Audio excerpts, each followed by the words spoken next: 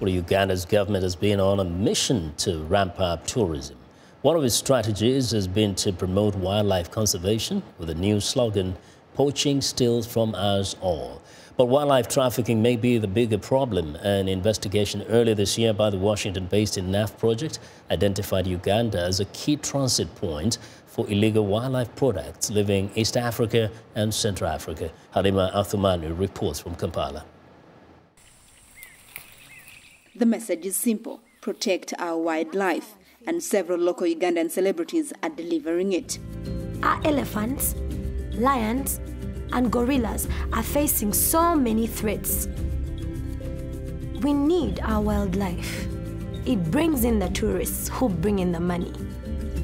So let's all sing the same song, stand up for our wildlife. Because poaching steals from us all. Home to some 5,000 elephants, ivory seizures in Uganda have been rising. Authorities have intercepted a total of 12 tons of ivory in the past 6 years. But poaching in Uganda has been on the decline.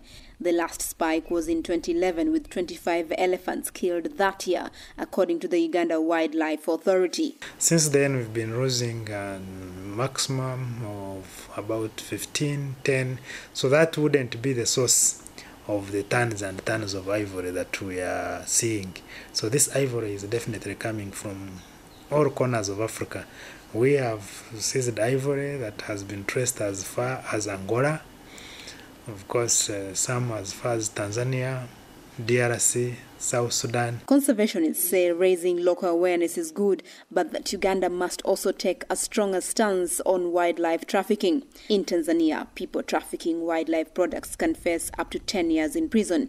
In Kenya, up to life imprisonment. Meanwhile, in Uganda, the maximum penalty is just a fine of $300. Our wildlife law gives the least penalty to anyone found guilty of trafficking.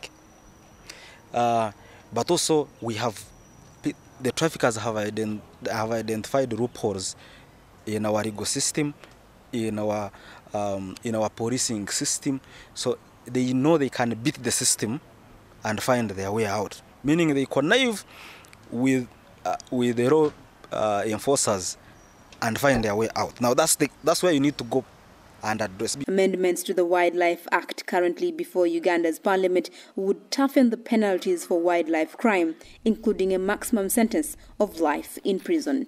Halima Athumani for VOA News, Kampala.